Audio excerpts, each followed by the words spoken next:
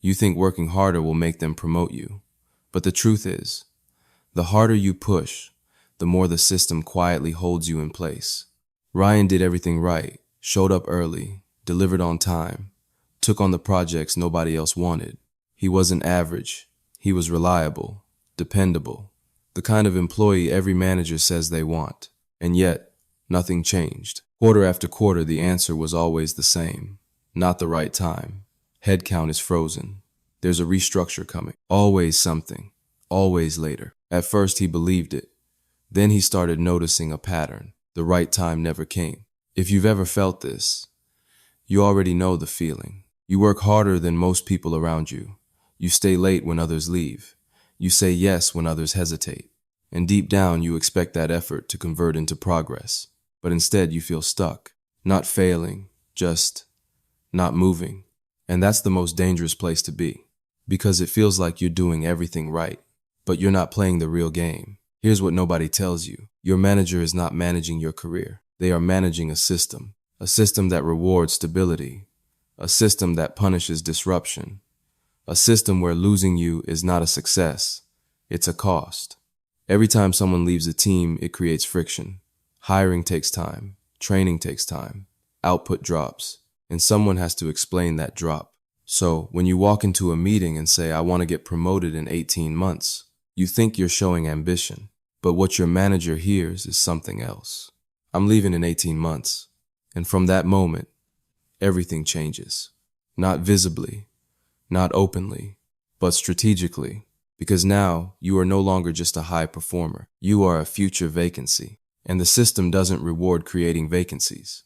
It manages them. That's why suddenly, you get assigned work that keeps you busy, but not visible. Projects that matter, but only internally. Tasks that consume your time, but don't build your reputation. It feels like trust, but it's containment. You think you're being patient, but you're being parked. Here's the deeper layer most people never see. In any hierarchy, authority is fragile. Managers maintain their position by being the most strategically valuable person in their team. Not always the smartest. Not always the hardest working, but the one who is hardest to replace. So when someone below them starts accelerating fast, starts signaling they're on a clear path upward, it doesn't just create a retention problem. It creates a quiet threat. Not a loud one, not something anyone will admit, but a subtle shift in behavior because your growth starts to change their position. And systems don't eliminate threats.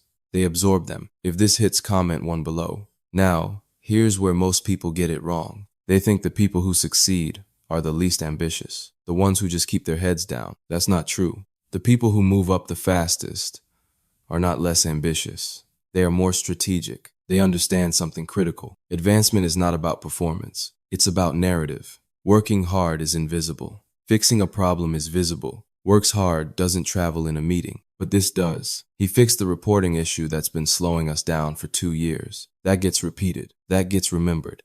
That gets written down when a promotion is discussed. Your career is not evaluated only in performance reviews. It's discussed in rooms you're not in. And if your name isn't part of a clear story, you don't exist in that decision. Ryan made this mistake.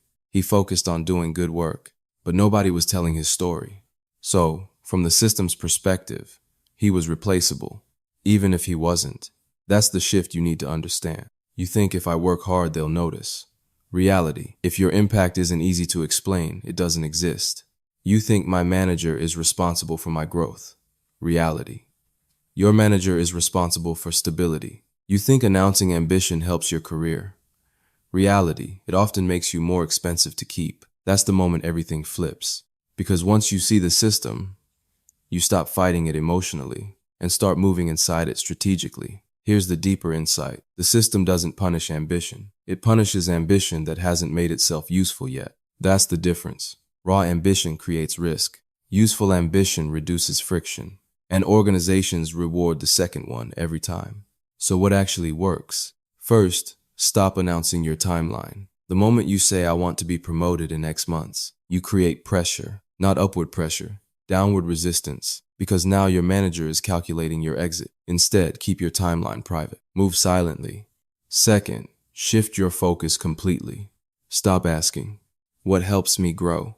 Start asking, What is making my manager's life harder every week? That's where the leverage is. Not in the biggest project, not in the most exciting opportunity, but in the most painful problem, the thing nobody wants to touch, the report that always breaks, the process that wastes time, the issue that keeps coming back. That's your entry point. Because when you fix that, you don't just perform, you remove friction, and friction is expensive. Now your presence becomes valuable in a different way.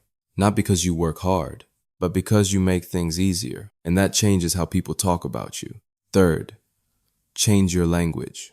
Most people say, I want to develop this skill. That's about you, and the system doesn't prioritize you. It prioritizes outcomes. So instead say, if I improve in this area, I can take this problem off your plate. Sans intention. Completely different impact. One creates resistance, the other creates alignment, and alignment moves faster than effort. Fourth, build visibility above your manager. Not aggressively, not politically, but intentionally, because promotions are rarely decided by one person. They are approved by layers.